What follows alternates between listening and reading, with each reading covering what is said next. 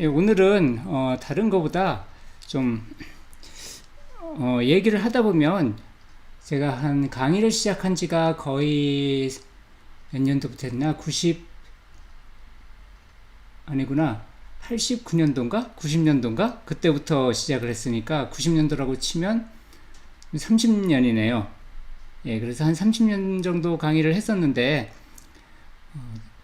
30년 전에 했던 때하고 지금하고 가장 많이 차이가 나는 게 그때는 좀 상당히 기초적인 내용들을 좀 많이 했었는데 요즘은 기초적인 내용들은 당연히 아실 거라 생각하고 왜냐하면 워낙 인터넷상에 자료가 많으니까요. 그래서 기초적인 건 빼고 설명을 했었는데 그러다 보니까 어렵다는 분들이 많으시더라고요. 그래서 오늘은 조금 기초적인 내용들, 영적인 세계에 있어서 기초적인 얘기들, 그런 얘기들을 좀 앞부분에는 좀 다루고요. 그런 다음에 이제 뭐 도교 수행법이라든지 옥추경이라든지 이런 것들을 해보도록 하겠습니다. 그리고 뭐 시작하기 전에 이런 것도 했으면 좋겠어요 하는 거 있으시면 지금 채팅창에 남겨주시면 그거를 좀 반영을 하도록 하겠습니다. 한국 자체에 이미 도교 관련해서는 별로 남아있는 게 없어요. 그래서 구한말에 도교 관련해서는 책이 몇 권 안 돌아다녔는데 그 중에 하나가 옥추경, 옥황시민경, 그 다음에 성명규지 뭐 한 요 정도가 좀 많이 돌아다녔습니다. 그래서 책이 한 요 정도 책들이 주로 많이 언급이 됐고 그 외에는 그렇게 많이 돌아다니지 않고요. 예, 옥추경이 왜 그렇게 과대평가됐는지 예, 그거에 대해서도 얘기하도록 하겠습니다.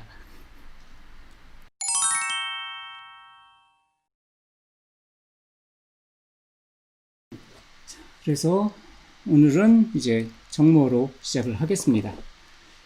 이 기본 용어에서 첫 번째 이제 영매에 대해서 좀 얘기를 해야 되는데요. 이거는 한 70년대에 조금 유행을 했었어요. 그러다가 요즘은 많이 사용되지 않는 단어긴 합니다. 보통 심령과학이라고 그래가지고 그 당시에 이제 뭐든지 다 과학자를 붙이면 굉장히 좀 모던해 보이고 뭔가 앞서가는 것 같이 보이고 요즘 같으면 뭐든지 다 4차 산업을 붙이면 다 이제 굉장히 괜찮은 것처럼 느껴지듯이 그 당시에 좀 그랬었습니다. 예, 그래서 이제 영매란 단어는 미국 같은 데서는 굉장히 구분을 해서 사용을 합니다. 미디엄이라는 얘기를 하는데 사이킥하고 미디엄이 다르다고 표현을 합니다. 이제 사이킥은 뭐냐 하면 주로 이제 영적인 능력으로 점을 봐주는 사람들을 말해요. 뭐 어떨 때는 뭐 초능력자 이렇게도 번역을 하는데 영능력자, 초능력자 이렇게도 번역을 하는데 사이킥이라는 사람들의 많은 수는 이제 그 타로 리더를 사이킥이라고 합니다. 그러니까 이제 점성술을 하는 사람들은 좀 그렇지 않은데 주로 이제 타로를 가지고 점치는 사람들을 이제 사이킥이라고 표현을 많이 하고요. 근데 꼭 그 타로만이 아니라 그냥 일반적으로 어떤 영적인 능력이나 초능력으로 점을 보는 사람들 그 정도로 생각을 하면 됩니다. 그래서 그 사이킥과 이제 좀 구분을 해서 영매는 미디엄이라고 그래가지고 영적인 세계와 인간 세계를 연결해주는 사람이다. 그래서 그 사이에 있다. 영과 인간의 사이에 있는 사람이다. 그래서 이제 미디엄이라고 하고 영매라고 번역을 했습니다. 일본 사람들이 아마 처음에 번역을 이렇게 했었을 거예요. 그 영의 매개체다. 이런 식으로. 그래서 이제 이렇게 영매인 사람들은 그 영과 좀 잘 연결이 돼요. 그래서 이 영매에서 일종의 영매 체질은 사람이 두 가지 요소로 이루어졌다 했을 때 영혼하고 육체하고 이렇게 두 가지 요소로 이루어졌다고 했을 때 이 영혼과 육체를 붙여주는 어떤 접착제 같은 게 있다고 상정을 해요. 심령과학에서는. 그래서 이 접착제와 같은 것들이 같은 것이 그거를 이제 에텔체라고 할 때도 있고요. 아니면 이제 다른 에네르기아라고 표현할 때도 있고요. 그렇습니다. 어떤 그 기운하고 비슷한데 기운보다는 조금 더 밀도가 높은 것, 이제 그것을 이제 그 접착제라고 말을 합니다. 그래서 모든 사람들이 그 접착제가 있기 때문에 내가 내 영혼이 내 육체에 붙어 있다고 보는 거예요. 근데 어떤 사람들은 이 접착제의 양이 다른 사람들보다 더 많은 거예요. 날 때부터. 그러면 이게 영혼하고, 이거는 좀 영상을 켜는 게 나을 것 같습니다. 예, 저 보이나요? 예, 됐습니다. 자, 그러면 이게 육체라고 하고 이걸 영혼이라고 하죠. 그러면 이게 이렇게 붙어 있습니다. 이렇게 붙어 있는데, 만약에 이 접착제 양이 굉장히 적다면 이게 딱 붙어서 이제 그냥 요 상태대로 있는데, 접착제의 양이 많으면 어렸을 때 이제 뭐 프라모델이나 이런 거 해보신 분들 알겠지만 이게 바깥쪽으로 이렇게 삐져 나오잖아요, 접착제가. 그래서 그 영매 체질이라는 사람들은 이게 이렇게 딱 붙었을 때, 남는 잉여 에텔 양이 많은 거예요. 이게 많으면 무슨 일이 벌어지냐면, 딱 내 몸 있으면 내 영혼, 이렇게 두 개만 딱 붙일 만큼만 있으면, 그러면 영적인 느낌이 하나도 안 들어요. 왜냐면 다른 영이 붙을 데가 없으니까. 다른 영이 왔다가도 그냥 잠깐 이렇게 왔다가 미끄러져서 나갑니다. 그렇기 때문에 그 영적인 감각이 하나도 없게 돼요, 그게. 근데 이게 이렇게 좀 많이 남아있으면 이것저것 와서 이제 붙어요. 근데 이게 그 남자하고 여자를 놨을 때는 여자가 평균적으로 양이 더 많아요. 왜냐하면 여자는 아기를 가져야 되기 때문에 아기의 영혼이 이 여자 몸 안으로 들어와야 되기 때문에, 그렇게 그 임신 때문에 여자들이 이 접착제의 양이 남자들보다는 많은 거예요. 그래서 많은 경우에 이제 영적으로 감각이 좀 뛰어난 사람들이 남자들보다는 여자들 쪽에 좀 더 많은 이유는, 이렇게 그 날 때부터 그 접착제의 양이 여자들이 남자들보다 많기 때문에 그렇습니다. 그래서 여자들은 기본적으로 다 어느 정도의 직관력을 가지고 있는 사이킥이다 하는 그런 주장도 있어요. 그래서 그거가 이유가 되는 거는 이 접착제의 양이 남자들보다 많기 때문에 주변에 영적인 어떤 그런 자극이 많이 붙어서 영향을 준다, 이제 이런 얘기입니다. 근데 이게 이 영매가 몸과 마음 양쪽으로 작용을 하는데, 이 영이 붙었을 때 몸에 굉장히 더 영향을 많이 받는 사람이 있고요. 어떤 사람은 이 영이 붙었을 때 그 감정이 더 막 날뛰는 사람들이 있어요. 그래서 몸에 더 영향이 많이 가는 사람들은 영매 체질이라고 하고, 감정에 영향이 더 많이 가는 사람들은 영매 심질이라고 합니다. 물론 두 가지에 다 와요. 감정에도 영향이 오고 신체적인 거에도 영향이 오는데, 이 두 가지가 두 가지 중에 더 많이 오는 쪽이 있고 들어오는 쪽이 있고 합니다. 그래서 기본적으로 이걸 이해를 하셔야 돼요. 그러니까 영적인 능력이 있다? 그거는 이 매질, 영적인 매질이 되는 그러한 접착제와 같은 것들이 많다라는 얘기예요. 그리고 영적인 능력이 없다는 것은 이것이 적다는 얘기입니다. 여기서부터 이제 이해가 돼야지 그 다음 단계로 나아갈 수 있거든요. 여기까지는 별로 어렵지 않으셨죠? 자, 그러면 저는 잠깐 또 물러가겠습니다. 자, 그래서 영매란 사람들은 그렇게 영적인 매질이, 다시 말하면 에텔체가 그런 것이 많아서 그걸 통해서 다른 영과 이렇게 연결되는 그런 체질이거나 심질, 그러니까 그것을 몸으로 느끼거나 감정으로 느끼는 그러한 것이 이제 영매입니다. 근데 어떤 사람의 경우는 그게 양이 타고날 때부터 너무너무 많았던 거예요. 그래서 완전히 한 사람분의 영혼을 더 붙일 수 있을 정도로. 그런 사람들은 다른 사람들의 그 관련된 영혼들을 붙여서 그 영혼들이 그 사람의 입을 통해서 그 영혼의 얘기를 할 수 있을 정도가 됩니다. 그러니까 에텔체의 양이 아주 조금만 삐져나오면 공유되는, 그 영혼과 내가 공유되는 그런 것이 적어요. 그래서 그 영혼이 막 슬프다, 굉장히 막 원통하다 그랬을 때 이 에텔체의 양이 보통 사람들도 웬만큼은 있으니까 그런 영이 있으면 딱 붙었을 때 약간 좀 기분 좀 안 좋네? 이 정도가 느껴지는데, 이게 양이 많으면 더 많이 정보가 넘어오니까 갑자기 만약에 그 영혼이 그 시어머니 때문에 그랬다 그러면 나보다 나이가 많은 여자를 보면 막 죽이고 싶을 정도로 미워지는 거야. 이유가 없이. 그런 식으로 점점 이 에텔체의 양이 많이 있으면 있을수록 그게 많이 넘어와요. 정보가. 근데 한 사람분 이상의 잉여 에텔체가 있으면 당연히 그 사람 자체의 거의 모든 것이 다 넘어옵니다. 그러니까 그 사람이 몸에 실렸다. 어떤 집안의 조상이 몸에 실렸다. 이런 일이 벌어지게 되는 거예요. 그러니까 이제 그 카페에서 영적인 소질이 있다, 영적인 능력이 있다, 타고난 영적인 소양이 있다, 다 이런 말들은 이런 영과 그 사람이, 그러니까 영과 붙일 수 있는 접착제인 에텔체가 다른 사람들보다 좀 많다. 이런 뜻이 됩니다. 자, 그래서 요게 이제 영능력이라 말하는 것의 실제 모습입니다. 그러니까, 실제 모습이라고 말하지만 뭐 증명된 건 아닙니다. 근데 우리가 체험적으로 이럴 것 같아 라고 했을 때 진짜 그런 것 같은 사람들이 있거든요. 굉장히 그거에 많이 휘둘리는 사람들.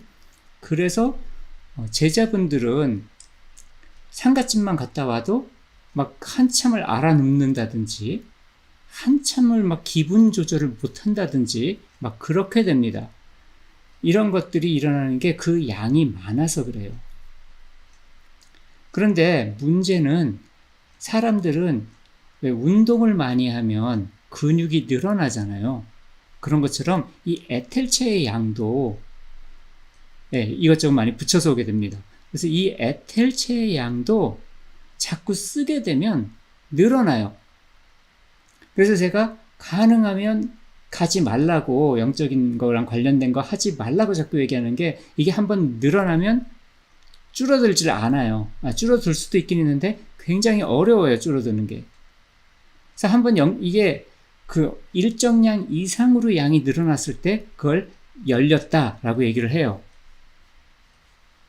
웬만큼 이제 그 아주 많이 열리지 않았다면, 많이 양이 남지 않았다 그러면 그래도 일상생활을 할 수가 있어요.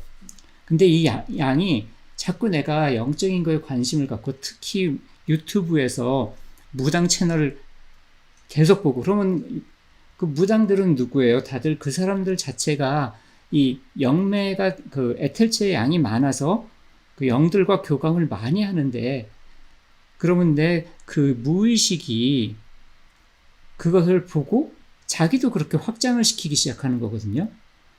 그래서 어중간하게 열리면 일상이 안 되고 되게 어려워지게 됩니다.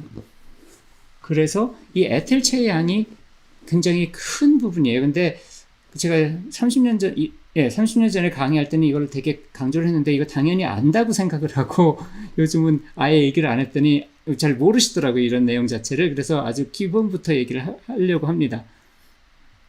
그래서 이제 이런 이제 에텔체의 양이 많은 사람이 영능력이 있는 사람이다. 근데 일반적인 사람도, 적었던 사람도 영적인 세계에 관심을 가지고 자꾸 그쪽으로 생각을 하고 그러면 운동에서 근육이 느는 것처럼 에텔체의 양도 늘어나게 된다. 그렇게 늘어나기 시작하면 조금씩 영적인 느낌이 생기는 거예요. 이상한데? 라든지 책을 읽었는데 그 책에서 말하는 거가 막 진짜로 몸에서 같이 느껴지고 마음에서도 같이 이렇게 와닿고 막 이렇게 되기 시작하면 그게 벌써 커진 겁니다, 에텔체가. 근데 이 정도까지는 아직 괜찮아요. 이 정도까지는 책에서 어떤 느낌을 넘겨받는 거, 그냥 그런 느낌이 들었더라도 내가 이제 그 일을 해야 되면 일을 하고 그러면 좀 잊어버렸다가 뭐 이렇게 왔다 갔다 할 수 있는 정도면 괜찮습니다.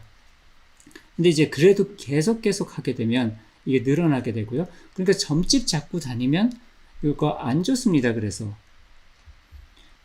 안 좋다는 거는 이제 돌아가기 힘들다는 겁니다. 근데 영적인 그런 능력이 있으면 좋겠다라고 생각한다면 당연히 늘려야 되겠죠. 근데 이게 날 때부터 그런 게 큰 사람하고 원래 그렇게 크지 않았는데, 근데 그게 후천적으로 커지는 거하고 났을 때 후천적으로 커지는 거는 한계가 있어요. 그래서 후천적으로 커지는 거는 이게 완전히 그 신제자들처럼 그렇게 이걸 딱 다 열고 보고 막 그렇게 하는 게 되게 힘듭니다. 그 정도까지 잘하기가 힘들어요. 예를 들면 뭐 이제 타고난 이렇게 기골이 장대한 흑인 같은 경우는 운동 조금만 해도 근육이 되게 팍 생기잖아요. 근데 그렇지 않고 한국 사람, 특히 나같이 나이 많은 사람 정도 되면 운동을 시작해도 조금 늙겠지만 그게 근육이 그렇게 눈에 띄게 확 늘지는 않는단 말이에요. 굉장히 시간을 많이 들이고 해도 늘긴 늘지만 무슨 그런 대회 나가서 어떻게 할 정도가 되기는 거의 어렵단 말이에요. 그와 같기 때문에 괜히 헛건드려가지고 그래가지고 그냥 이렇게 조금 열려버리면 인생이 되게 편안하지 않습니다. 그게. 그러니까 해결책 자체가 없어서 편안하지 않다는 거예요. 만약에 신명제자에서 신가물이 온 거면 차라리 신가물이 온 거면 신 받으면 돼요. 신 받으면 아무 문제가 없고 그럼 그 다음부터 잘 살 수 있습니다. 하지만 이런 사람들은 신을 받을 수도 없고 그래서 이제 문제가 많아요. 근데 내림굿을 남용한다고 얘기하는데 사실 제가 보기에는 그 정도로까지 무속이 아직 완전히 타락하진 않았다고 생각을 해요. 그분들이 이런 것들을 잘 모르시니까 영적으로 쉽게 말하면 그 영매 체질이라서 그 에텔체량이 많으니까 주변 영한테 툭툭툭 그 작용을 하는 걸 보고 이 사람은 신받아도 되겠네? 이렇게 생각을 해버리시고 내림굿을 해줘 버린 거예요. 근데 이 사람이 감당할 수 있을 만큼의 에텔체의 양이 있진 않은 사람이거든요. 그러니까 이제 그때부터 이 사람은 더 힘든 거에 들어가게 됩니다. 왜냐하면 일단 내림굿이 그렇게 싸진 않거든요. 물론 요즘 1,000만 원에서 3,000만 원 정도 한다는 거 들었어요. 뭐 어떤 데서는 한 5천, 어떤 데서는 1억까지도 받는데 과연 그게 뭐 얼만큼 해주냐에 따라서 다르긴 하지만 그 신내림 해주고 옛날식으로 하면 해주고 한 1년에서 2년, 어떨 땐 3년까지도 그냥 무료로 가르쳐 주거든요. 이것저것 다. 그러니까 한 3천 받았다 그래도 3년 동안 무료로 가르쳤다고 치면 1년에 1,000만 원이고 1년에 1,000만 원이면 개인 교습을 한 달에 한 80만 원 내고 하는 거나 마찬가지가 됐기 때문에 뭐 그렇게 제대로 3년 동안 잘 가르쳐 주시는 분이라면 3천만 원을 받았다 그래도 많이 받은 거라고 생각은 안 해요. 근데 이제 그렇게 하지도 않으면서 이제 3천만 원을 받으시는 분들이 문제인 거죠. 근데 성실하게만 잘 케어해주고 잘 가르쳐주고 3년을 꼬박꼬박 잘 설명해주고 이렇게 한다 그러면 3천만 원을 받아서 그게 이제 그 값을 했을 거라고 생각을 하는 생각이죠. 그래서 신내림이 무조건 나쁘다 이런 것이 아니라 첫 번째로는 제대로 받을 사람이 받게 하면 제일 좋은 거고요. 두 번째는 그렇지 않다 할지라도 뭔가 영적인 세계에 있어서 이 사람이 가려야 할 것 이런 것들을 성실하게 3년 동안 잘 가르쳐만 줘도 이 사람이 다시 살아가는데 영적인 것을 다루면서 살 수 있을 테니까 그 교육비라고 생각을 해도 될 수 있는 그런 것 같습니다. 근데 그렇게 성실하게 해주지 않는 분들이 항상 문제죠. 근데 많은 분들은 성실하게 해주시는 걸로 알고 있습니다. 자, 여기까지 질문 없으시죠? 자, 그러면 이제 다음 페이지로 넘어가겠습니다. 자, 다음은 지금은 사람에 대해서 얘기를 했어요. 그 사람에 대해서 얘기해서 제가 두 가지 측면이 있다고 항상 얘기를 하죠. 한 가지 측면은 사람이 영적인 능력이 있는가가 한 가지 측면이고요. 이건 신내림을 받을 사람들에 대한 얘기입니다. 한 가지 측면은 이렇게 신내림을 받아야 될 사람 쪽에 영적인 능력이 있고 또 다른 거는 이분한테 오실 신이 그게 준비가 됐어야 되는 거거든요. 자, 그럼 그거에 대해서 조금 설명을 해보겠습니다. 유교에서의 귀신과 무속에서의 귀신과 도교에서의 귀신이 조금씩 다 의미가 다릅니다. 유교에서의 귀신은 이게 실체가 아니에요. 실체가 아니란 얘기는 뭐냐면 예를 들면 우리가 생각할 때 귀신이라고 하면 예를 들면 우리 삼촌이 돌아가셨는데 되게 안 좋게 돌아가셨어요. 그런데 그 다음부터 자꾸 내가 꿈에 삼촌이 되게 막 안 좋은 모습으로 이렇게 막 피도 흘리고 어떨 때 막 물에 빠진 모습으로 막 이런 꿈을 계속 꾼단 말이에요. 만약에 내가 그랬을 때, 삼천 귀신이 왔나 보다. 이렇게 얘기를 하잖아요. 그랬을 때 이때 삼천 귀신이라고 말하는 게 우리가 일반적으로 생각하는 귀신이거든요. 그건 진짜 그 삼촌이 살아있을 때 기억도 갖고 있고, 그리고 만약에 내가 얘기를 나눌 수만 있다면, 누구야? 그러면서 나랑 얘기도 할 수 있고, 그렇게 진짜로 삼촌이다. 이렇게 느낄 수 있는 그와 같은 귀신에 대한 이론이 무속에서의 귀신론입니다. 근데 유교에서 귀신론은 그렇지가 않아요. 도교에서도 물론 다르고요. 근데 일단 유교부터 설명을 하겠습니다. 유교에서의 귀신론은 혼백과 관련이 있어요. 혼은 예측 기능이라고 되어 있고요. 백은 기억 기능이라고 되어 있습니다. 이거는 성리자의라는 유교 성리학의 각 단어를 설명해 놓은 책이 있거든요. 그 책에서 그렇게 설명을 하고 있습니다. 우리 마음이, 혼백이라고 그러니까 우리가 일반적으로 생각하는 혼백은 영혼과 같은 건데 그런 것이 아니라 내가 활동을 하는데 예측을 하면서 활동할 때 그 작용은 혼이고, 내가 과거의 기억을 떠올려서 맞아 옛날에 이랬으니까 지금 또 이렇게 되면 안 되지 하면 이거가 백입니다. 그래서 이 기억의 총 합체가 우리 몸이에요. 그래서 체백이라고도 부릅니다. 혼은 우리의 정신작용을 말을 하고요, 되게. 그래서 혼은 정신, 백은 육체, 이걸 만들어내고 있습니다. 그래서 사람이 죽으면 혼은 하늘로 올라가고 백은 땅에 남아있게 됩니다. 자, 그러면 유교에서 제사란 것은 일단 내가 이 세상을 살면서 어떤 흔적인가를 남겼죠. 예를 들면 여기서 지금 강의를 들으시는 분들이 있는데 이 강의를 들으시는 분들이 오늘을 기억하면 나랑 이거를 그 유튜브 방송을 들었던 거를 기억을 하실 거예요. 그래서 이거를 들으셨다는 기억이 있기 때문에 내가 죽은 다음에도 저보다 어리신 분들은 맞아 그때 그 영매란 얘기 들었었어 하고 저를 기억할 수 있습니다. 그쵸? 그럼 기억을 했으니까 이건 백이 나타난 거예요. 나에 대한 백이. 그러면 나의 혼은 내 정신이잖아요. 내 정신은 저 하늘로 흩어졌다가 나의 백이 나타나는 순간에 합체를 합니다. 그래서 다시 돌아올 수 있는 거예요. 세상으로. 내가 누군가의 이미 돌아가신 누군가의 책을 봤어요. 너무너무 감명 깊었어요. 그랬을 때 되게 묘한 일이 일어나거든요. 뭐냐면 그 책에 안 나온 내용인데도 내가 그분의 생각이 이런 식으로 가겠구나 하고 알게 되는 순간이 있어요. 이게 바로 내가 그 책을 읽음으로 해서 그 사람의 혼이 나한테 온 겁니다. 이걸 유교에서는 독서상우라고 합니다.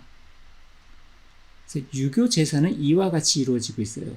내가 누군가를 기억을 함으로 해서 그 기억의 대상이 되는 사람들이 내게 온다. 이게 이제 유교의 귀신론입니다. 그래서 조상한테 제사를 한다. 이게 바로 그와 같은 거예요. 이건 초혼재생이라고 합니다. 아까 혼이 온다고 그랬잖아요. 초혼, 혼을 초빙한다. 그래서 재생, 다시 살아난다. 그러니까 유교에서는 자손을 통해서 영원한 삶을 갖는 거예요. 그래서 자손이 끊기는 걸 그렇게 안 좋게 얘기했던 것도 그렇습니다. 그래서 유교의 제사는 그렇기 때문에 내가 그분을 어떻게 기억하는가가 굉장히 작용을 크게 해요. 그리고 나를 기억하는 사람들이 이 세상에서 없어지게 되면 나는 더 이상 이 세상에 없습니다. 그렇게 구성된 것이 유교의 귀신론입니다. 그래서 만약에 나를 기억하는 누군가가 되게 나쁜 사람이었어요. 나쁜 사람이 나를 기억을 하게 되면 내 혼이 그 수준으로 재생합니다. 그래서 자손들이 그냥 번성만 해야 되는 것이 아니라 자손 번성 플러스 출세를 해야 돼요. 출세하지 않은 자손이 제사를 지내면 조상이 악귀가 돼요. 귀신이 진짜로 나쁜 귀신이 돼버려요. 그래서 3대가 백두. 백두란 것은 벼슬을 못한 거거든요. 과거 시험을 망한 거거든요.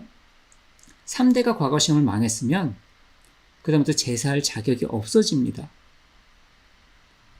그 이유가 유교에서의 귀신은 돌아가신 아버지 영혼이 돌아오는 것이 아니라 그 기억을 가지고 돌아오는 것이 아니라 기억은 내가 하는 거예요. 그리고 그래야지 그 기억을 바탕으로 아버지의 정신이 다시 돌아올 수 있는 겁니다. 4대 이상을 제사 안 지내는 게 4대가 넘어가면 기억할 게 별로 안 남아 있어요. 여기 보시는 분들 중에 고조 할아버지가 하셨던 일에 대해서 많이 기억하나요? 거의 기억하는 거 없을 거예요. 얘기 전해 들은 것들 거의 없을 겁니다. 특히 요즘은요. 저는 그래도 많이 얘기를 전해 들었어요. 왜냐하면 이게 옛날에 유교적인 집안에서는 이것을 위해서 그것을 기억을 할 수 있도록 합니다. 그리고 벼슬이 높으면 더 많이 제사를 지낼 수 있고요. 왕은 6대까지 지낼 수 있었습니다. 왜냐하면 왕의 6대조 할아버지에 대해서는 왕 말고도 기억하는 사람들이 많고 어려서부터 당연히 왕은 그것을 교육을 받고 그렇기 때문에 그것이 그 6대까지도 갔지만 일반적으로는 원래 선비 집안도 한 2대 정도, 다시 말하면 아버지, 할아버지까지 그게 제사의 기본입니다. 근데 조선시대 때 이제 허례의식이 높아지면서 그러면 이제 4대까지 가게 되는 거죠.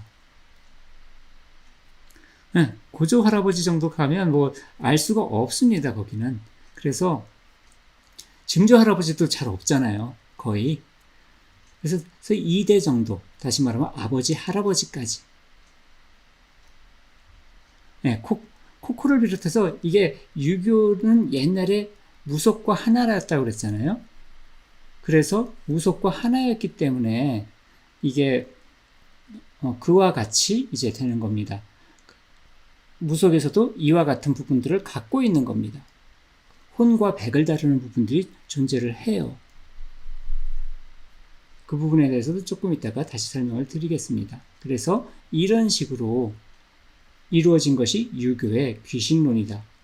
그리고 유교에서는 그래서 제사가 이와 같이 되는 거예요. 진짜로 그 영혼이 오는 것이 아니라 제사의 순간에 그때 만들어지는 거예요. 혼과 백이 그 순간에 만나는 겁니다.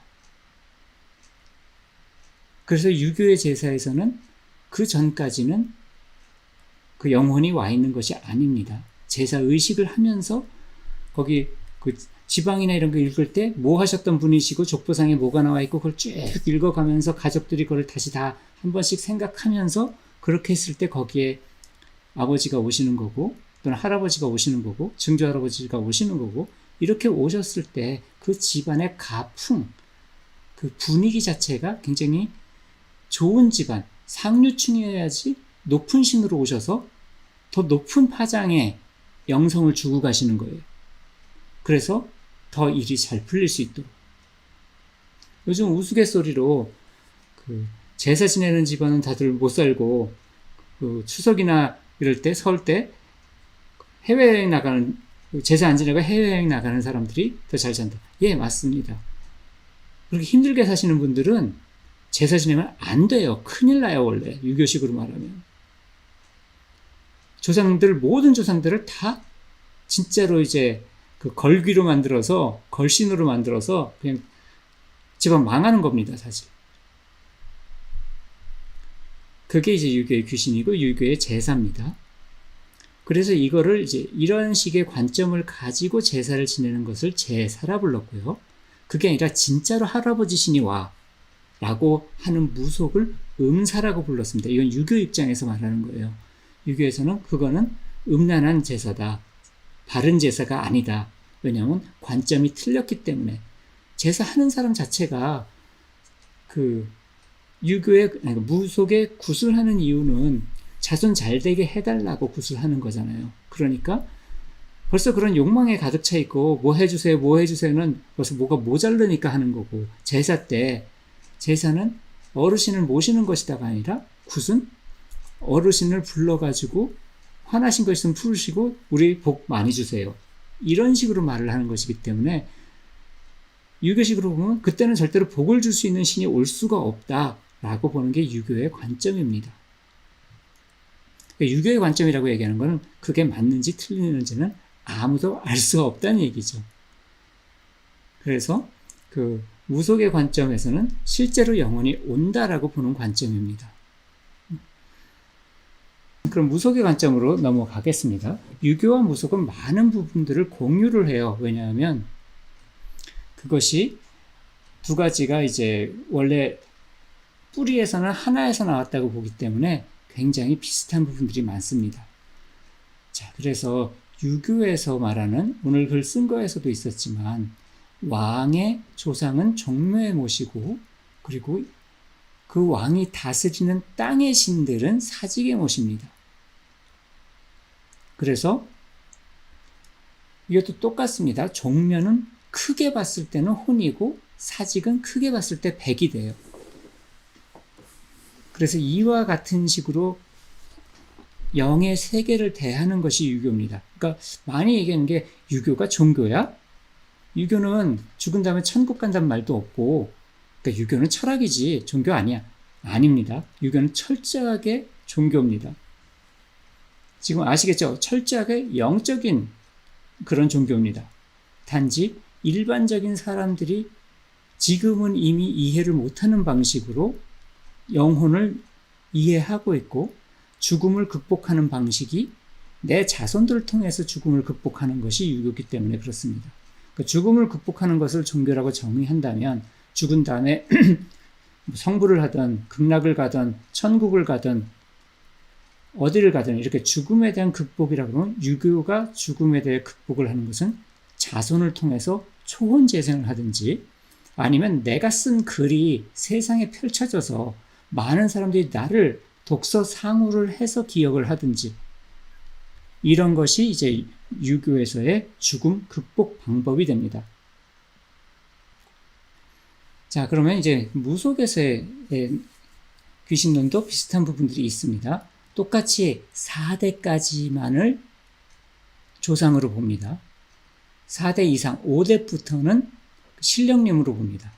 그러니까 많이들 헷갈리는 게 무당이 신령님도 모시고 조상신도 모시는데 조상신은 좀 낮은 거고 신령님 물론 그런 부분도 있습니다. 왜냐하면 이게 5대인가 8대인가 제가 정확히 기억이 안 나는데 그 몇 대 정도 올라가게 되면 한 5대 이상 올라가게 되면 내 조상이 2억 명인가 그래요.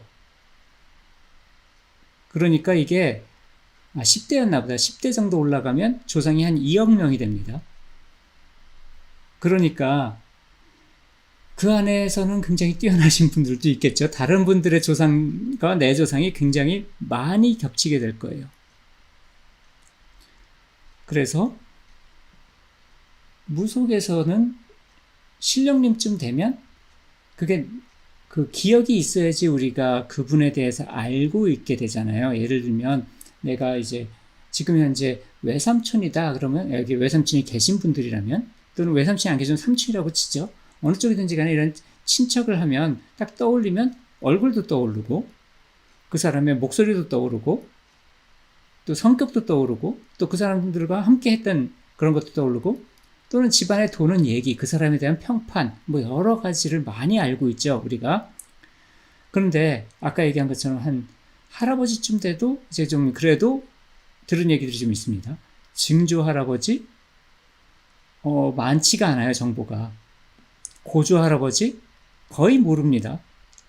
대충 이런 일을 하신 분이었어. 직업이 뭐였어. 뭐 나라에서 무슨 상을 받으셨대. 뭐 이런 거는 단편적으로 알 수도 있겠지만 그게 아니라 뭐 무슨 그러니까 일이 있었는데 뭐 예를 들면 그 고조 할아버지가 34살 때 그 생신이실 때 생신상에 다들 모였는데 그 고조 할머니한테 이게 반찬이 좀 짜냐고 말을 하셨어. 이런 거는 모르죠. 알 수가 없죠, 전혀.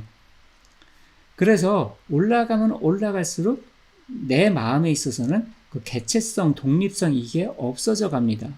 그러니까 5대 이상이 되면 거기서부터는 내가 그 신령님은 그분을 그 조상님을 만나더라도 공유하는 게 별로 없어요.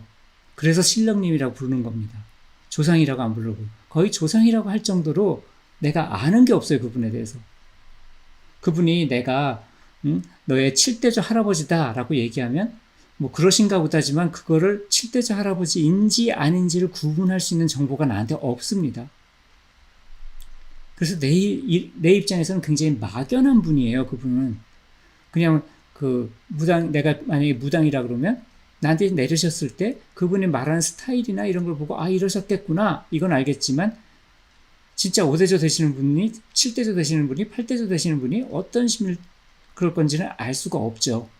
그래서 그분들은 다 묶어서 그냥 신령님 이렇게 불러버리는 겁니다.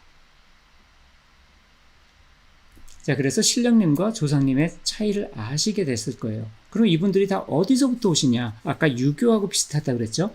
혼이 어디로 간다 그랬죠? 혼은 하늘로 가 있습니다. 그러니까 모든 무당들은 천신제자가 되는 거예요. 그래서 그분들은 다 천신제자, 모든 무당들은 다 천신제자입니다. 모든 조상들을 모시는 분들은 다 천신제자예요. 근데 오늘 얘기할 주제 중 하나는 구천응원 뇌성보화천전, 현천상제 뭐 이런 분들을 천신이라고 자꾸 생각을 해요.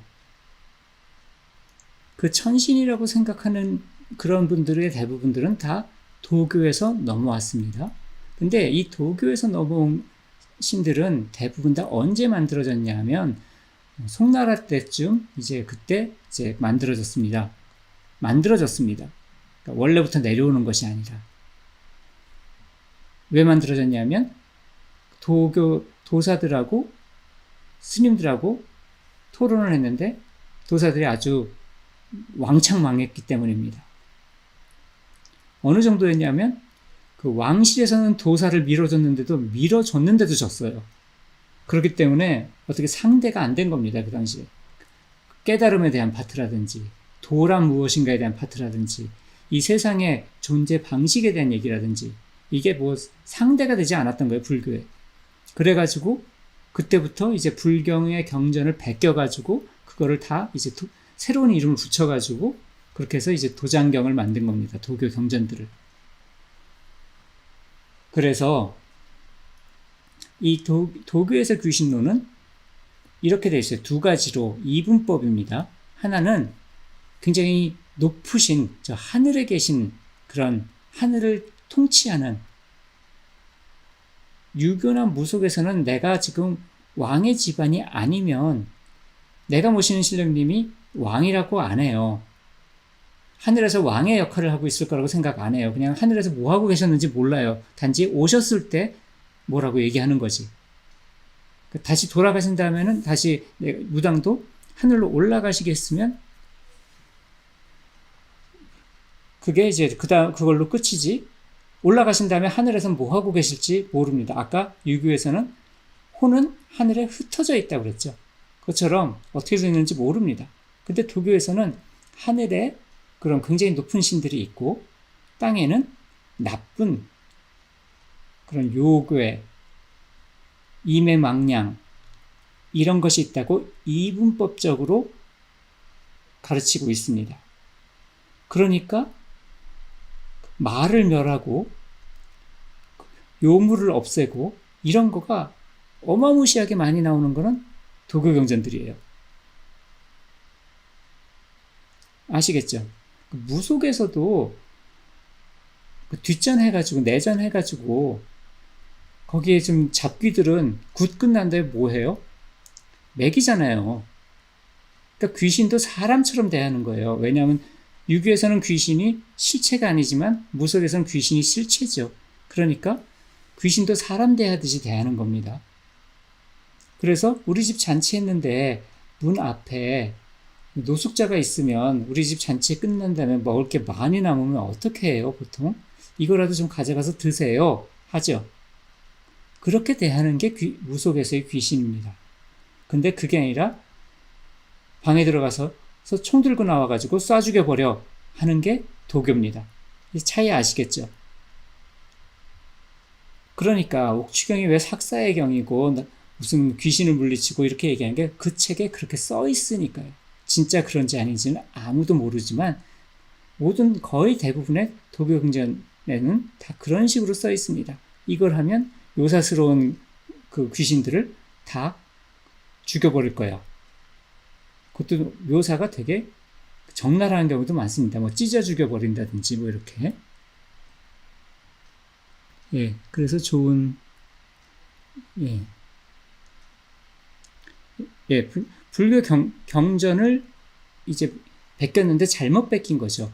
불교에서는 무엇을 얘기하냐면 외도라고 그래서 힌두교를 외도라고 하는 거거든요. 힌두교에서는 굉장히 많은 신을 모셔요. 그래서 그 힌두교에서 모시는 많은 신들이 교화의 대상이에요. 그래서 걔들을 조복합니다. 다시 말하면 항복을 받아요. 부처님의 위신력으로 그러한 신들을 이렇게 항복을 받은 다음에 그 다음에 쫓아내거나 찢어 죽이거나 하는 게 아니라 그 다음에 부처님의 진리를 설법해서 호법성중으로 들어올 수 있도록 그렇게 되어 있습니다. 불교 경전에서는 그렇게 되어 있는데 여기서 조복하는 파트에 꽂힌 거예요, 도사들이. 그래서 조복하는 파트에 꽂혀서 그거를 더 원래 표절을 하다 보면 더 말초적으로 만들잖아요, 그거를. 그래서 도교 경전에서 더 말초적으로 만들어버린 겁니다. 그래서 내가 도교에서 말하는 천존이나 이런 모든 것들은 관념신이라고 얘기하는 거예요. 그냥 인간의 관념이 만들어내는 거지 진짜 하늘에 계신 뭐가 아니란 얘기입니다. 게다가 도교에 되게 유명한 여동빈조차도 경교의 신자가 아니었느냐 하는 얘기가 있습니다. 경교는 뭐냐 하면 기독교입니다. 그래서 도교의 원류에 기독교가 있지 않느냐는 것도 요즘 얘기가 나오고 있습니다. 왜냐하면 딱 기독교거든요.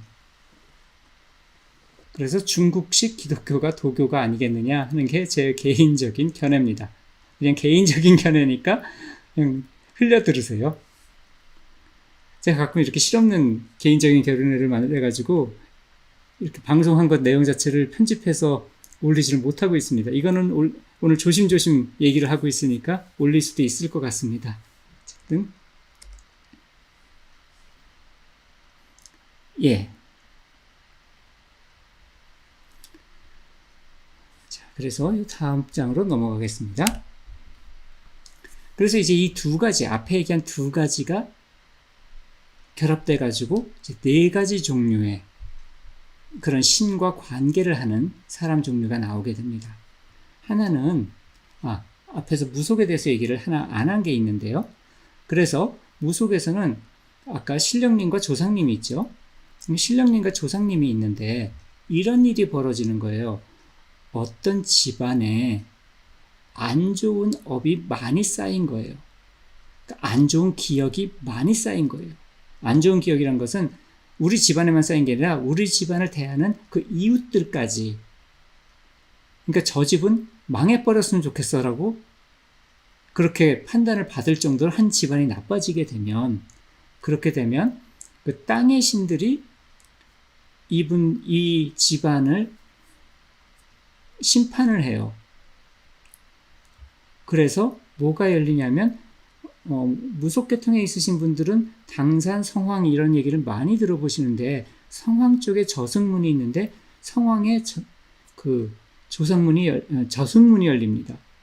성황에 저승문이 열리면 저승사자가 나와요. 그러니까 이건 무속의 관점이고 무속은 굉장히 다양한 관점이 있어서 꼭 이거가 딱 무속의 한 가지다는 아닌데 제가 전에 듣고 제가 알기로는 이와 같습니다. 성황에 있는 저승의 문이 열리면서 저승사자가 이 집안으로 들어오기 시작합니다. 그러면 이제 줄초상이 나고 이렇게 되기 시작해요. 그 집안에 나쁜 일들이 벌어지게 되고, 그러면 조상들이 가장 원하는 것은 자손의 번성이라고 그랬잖아요. 이건 유교와 무속 다 똑같습니다. 이렇게 되면 큰일이 나는 거예요. 그러니까 조상들이 이런 일이 벌어질 것 같을 때 이미 준비를 시작해요. 뭘 준비하냐면 각 분야별로 신통력이라 불리는 그 도품이라고 말을 하는데 이제 도술이나 이런 굉장히 신비로운 힘을 갖추기 위해서 준비를 합니다. 그래서 이 신비로운 힘을 갖추고 나서 자기 자손들 중에서 제일 영적인 능력, 아까 영적인 능력이 뭐라고 그랬죠? 영의 매질이 제일, 에텔체가 제일 넓은 그런 자손이죠. 그 자손한테 내릴 준비를 한 겁니다. 그러니까 조상도 준비가 됐고 자손도 준비가 된 거예요. 이게 이제 보통 제가 정리했을 때는 신명제자라고 말합니다.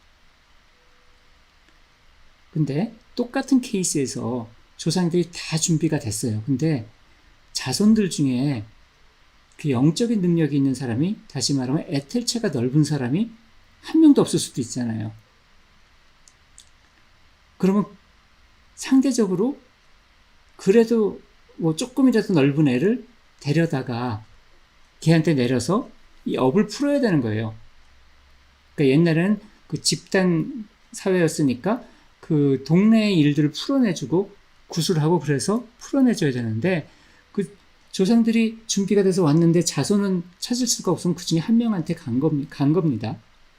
그러면 이 사람은 어디 가서 봤더니 조상님들이 다 준비됐다고 들었는데 자기는 하나도 감이 없는 거예요. 느낌이 없는 거예요. 아까 신병제자는 이 사람들이 영능력이 있으니까 벌써 이미 조상님들이 벌써 왔다 갔다를 몇 번씩 한 상태예요. 그러니까 자기도 알아요. 벌써 나 신 받아야 될 것 같은데 라고 이미 알게 됩니다. 신명제자는.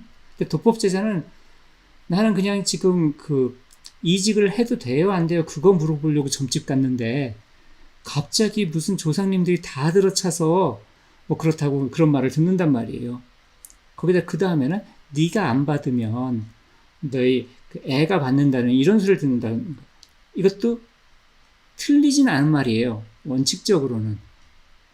왜냐면 그 집안에 이제 다 고만고만하게 영적인 능력이니까 누구한테 갈지 모르는 거죠, 사실은. 그래서 이제 이런 분들이 이제 도법제자가 됩니다. 그럼 이 도법제자가 되면 이분들은 좀 고생을 하는 게 아까 노력하면 근육이 늘어나는 것처럼 이게 영적인 매질의 양도 늘어난다고 했잖아요. 이걸 늘려야 되는 거예요, 자기의 힘으로. 그래서 이걸 늘려서 자기 조상님들과 신령님들이 실릴 수 있을 정도까지 늘려야 되는 거예요. 이거를 그 정도 늘려야 되는 기간이 필요해서 도법제자, 도줄제자 이렇게 부르는 거예요. 뭔가 도를 닦아야 되는 제자라고. 그러니까 훈련을 해야 된다는. 그래서 그러한 과정을 거쳐야 되는 사람들을 도법제자라고 합니다. 만약에 잘 봐서 그분의 점을 보신 분이 제대로 봐서 진짜로 조상님들이 다 들어찬 거 봤고 단지 이 사람만 준비가 안 돼 있고 상황 봤더니 다른 사람은 받으면 안 되는 상황이고 가족들 중에 그래서 이제 내렸다 이러면 되게 훌륭한 일을 해준 겁니다. 그 집안한테도 그렇고 되게 잘한 거예요. 도법제자 한 명 제대로 잘 키우면 그 신선생도 굉장히 큰 공덕을 얻습니다. 왜냐하면 안 될 일을 되게 만들어준 거거든요. 그래서 선한 공덕을 굉장히 많이 쌓은 겁니다. 문제는 아무 능력이 없는 사람이고 조상도 준비가 안 되는데 돈 벌려고 내림굿 하라고 그랬을 때가 문제인 거죠. 도법제자도 아닌데 도법제자라고 거짓말을 했을 때 또는 거짓말이 아니라 자기는 그렇게 봤는데 실제는 아니었을 때 자기 능력이 모자라서 이럴 때가 제일 문제가 됩니다. 자, 그러면 도법제자까지 이해가 되셨죠? 통령제자는 뭐냐 하면 조상님들은 그러니까 집안이 그렇게까지 험하지 않아요. 집안이 죄를 많이 짓지도 않았고 남 마음에 가슴에 못 박을 일도 별로 없어요. 집안이. 그래서 성황문도 안 열렸어요. 저승문도 안 열렸어요. 지금. 저승문도 안 열려 있고 그러니까 당연히 조상님들도 특별하게 뭐 이렇게 하는 게 없으셨어요. 그 도술이나 이런 걸 배우실 필요도 없고 준비하실 필요도 없고 그랬는데 자손은 이렇게 에텔체양이 많이 타고난 자손이 있을 거 아니에요. 그래도 그러니까 그런 자손이 태어나게 되면 이 사람은 되게 힘든 거예요. 다시 말하면 조상님들 중에서도 뭐 어떻게 실려봐야 의미가 별로 없고 그러니까 이런 사람들은 통령제자라고 그래가지고 신이 양쪽에서 옵니다. 하나는 조상 쪽에서 오는 게 있고 아까 이게 천신줄이라고 그랬죠. 지신 땅을 타고 오는 것들이 있거든요. 그걸 영역의 신이라고 해서 보통 우리가 무속에서 말하는 도당이라든지 아니면 성황, 아니면 당산, 본향 이런 것들은 어떤 특정 영역입니다. 땅의 영역이에요. 이런 땅의 영역의 신들이 있어요. 그래서 그 땅의 영역의 신들하고 연결을 하는 겁니다. 이게 이제 통령제자라고 해요. 그래서 그 땅의 영역을 하고 연결이 돼야 되기 때문에 공부자리라는 말이 내려와요. 제대로 된 공부자리에서 그 공부자리에 어울리는 주문 수련을 해야지 신과 통하게 됩니다. 그래서 이 사람들의 경우는 영적인 능력은 이미 있기 때문에 제대로 공부자리와 그 공부자리에 맞는 경문만 있으면 통령을 해요. 하지만 별로 쓸 일이 없습니다. 별로 쓸 일이 없다는 이유는 이게 신명제자나 독법제자는 조상님들이 손님을 끌고 와요. 왜냐하면 선한 업을 쌓아야 되잖아요. 지금 이 집안에 벌써 나쁜 업이 많이 쌓였으니까 선한 업을 쌓아야 되니까 마구마구 손님들을 끌고 와가지고 이걸 잘 불린다고 하죠. 그렇게 해서 그 사람들을 도와주고 그 도와준 대가를 가지고 그 자손들도 잘 살고 업도 풀리고 이렇게 갑니다. 통령제자는 그런 조상이 없죠. 급할 일이 없죠. 얘가 선업을 많이 쌓아야 될 이유가 없습니다. 조상의 입장에서 봤을 때. 그러니까 그냥 도만 닦고 우연히 내 인연 따라서 어려운 사람을 발견했으면 도와줍니다. 도와주고 어떻게 해요?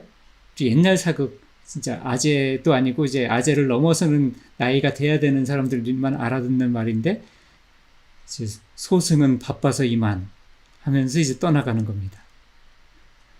그래서 어딘 가서 도와주고 선비가 지나가던 길손입니다. 그리고 도와주고 떠나고. 왜냐면 거기 붙어 있을 수가 없어요. 왜? 조상님과 신령님이 어떻게 연결해주고 있는 게 아니기 때문에 그렇게 살아가는 사람들이 통령제자가 됩니다. 자, 마지막 성경제자를 했지만 많이 보는 종류의 사람들이에요. 뭐 구판에서 보면 경문을 읽고 그리고 보통 이제 약간의 그 신통력이 있는 것처럼 약간의 영적인 촉이 있는 것 같은 점 보는 사람들.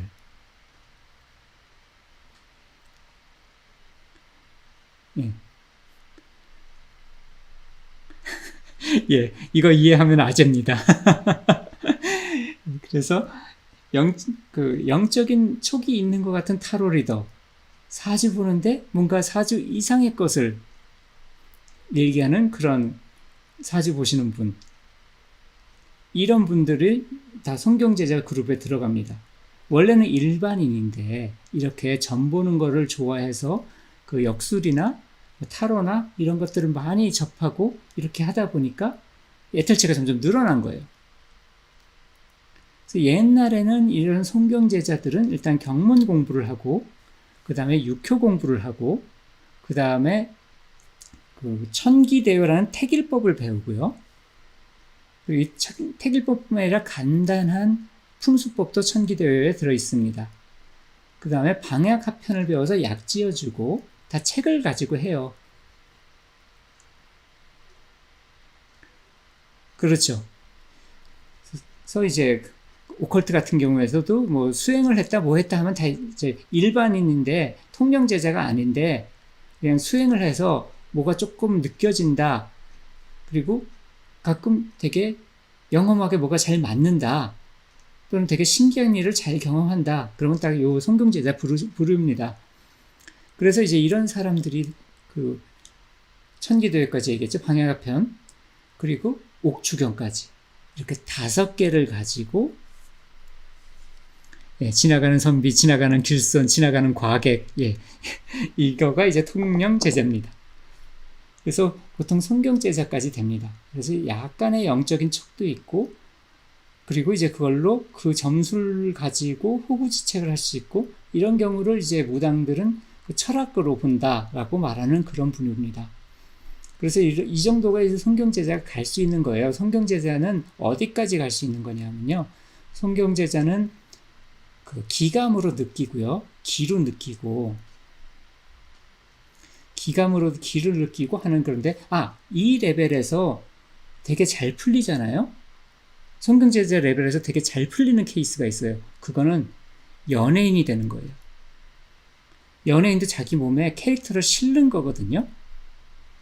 그래서 연예인이 되는 거, 술집 나가는 거, 무당, 이거 다 같은 팔자로 보는 것이 그렇습니다. 그래서 그런 걸로 풀어야 돼 라고 얘기하는 게, 이게 에텔체가 늘어나기 시작하면 뭘로든 풀어야 돼요. 그래서 타로를 보든 점을 봐주든 아니면 하다못해 배우가 되든 가수가 되든 아니면 댄서가 되든 이런 식으로 신나게 해야 돼요. 신나게란 말이 뭐예요? 신이 나는 거잖아요.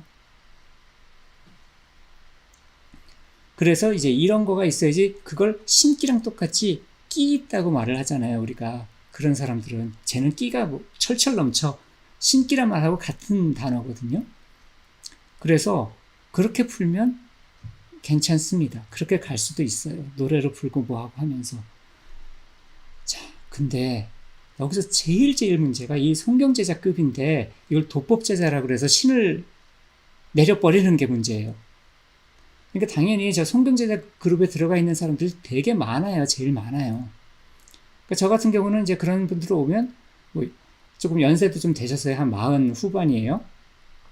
그런 분들이면 그분한테 댄스를 하라고, 댄서가 되라고 할 수도 없고, 뭐 연기하세요, 뭐 하실 수도 있겠죠. 근데 그게 그렇게 좀 쉬운 거는 아니니까요. 그러니까 이제 거기에 이제 그런 분들한테 권하는 게 그냥 주변 사람들 타로 정도 봐주세요 라고 얘기하는 게, 그걸로 풀고 사세요 라는 얘기입니다.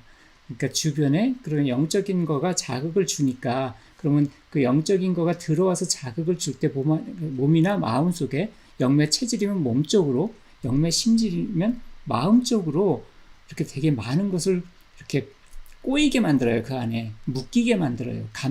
감긴다는 표현을 많이 합니다. 그래서 영에 감겨요, 안에 자꾸.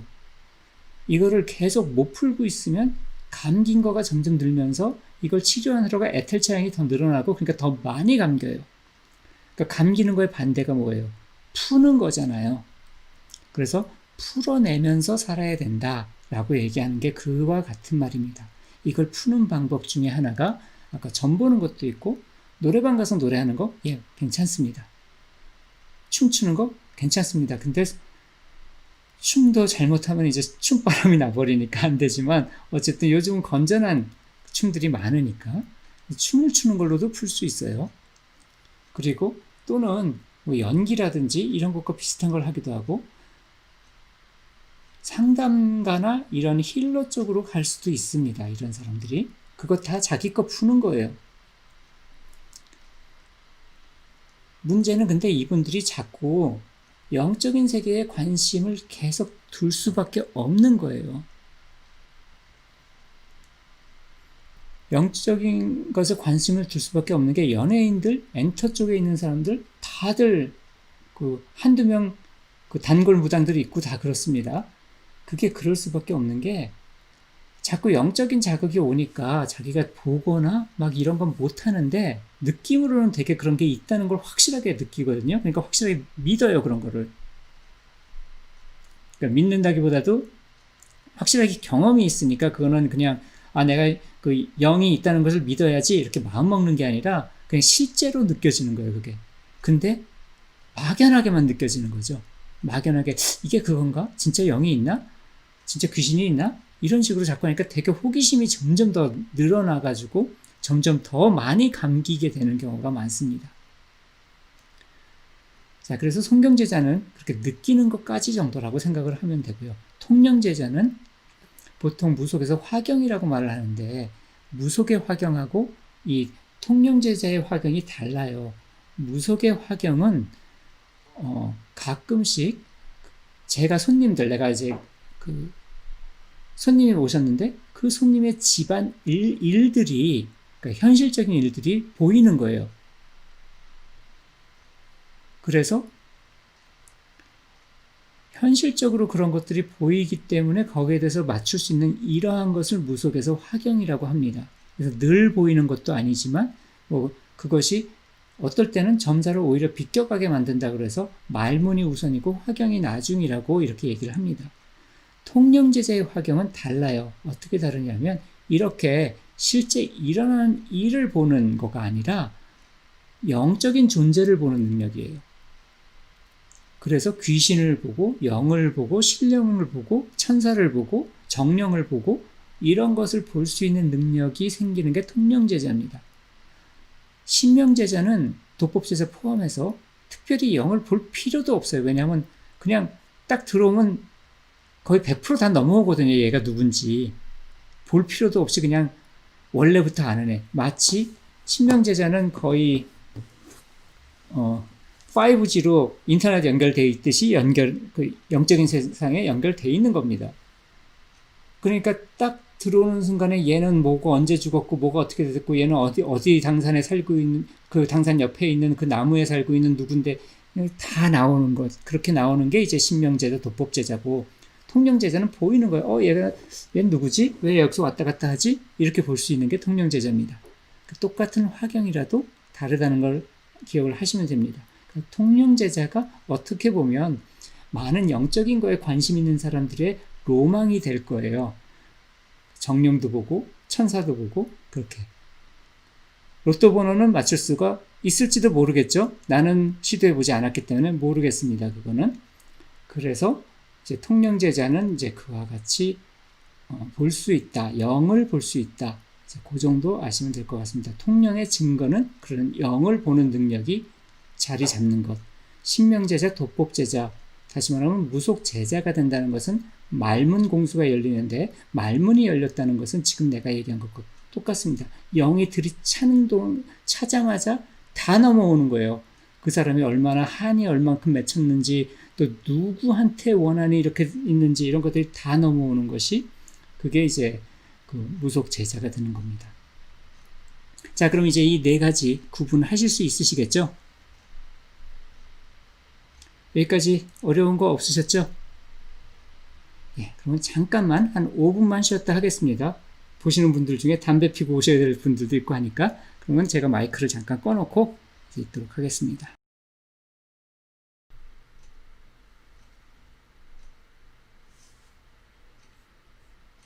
외국분들이 신내림이라기보다는 그냥 거기는 거기 나름대로 위치크래프트라든지 아니면 미디엄십이라든지 이런 쪽으로 나가는 경우가 많은 것 같습니다.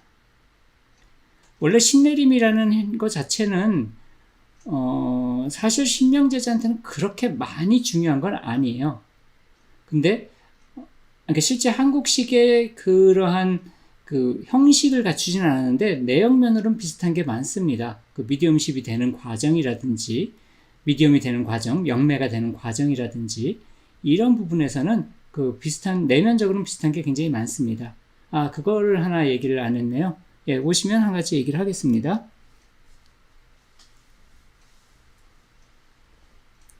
뭐 대충 5분 된 것 같죠? 예, 5분 된 것 같아서 이제 시작하려고 하는데 이게 이제 구글 미트에서는 쌍방향으로 영상을 보기 때문에 누가 오셨는지 안 오셨는지 제가 알 수 있는데 지금 다 담배 피고 들어오셨는지 모르겠네요. 어쨌든 일단 질문 나온 내용 얘기하다가 진도 나가면 될 것 같습니다.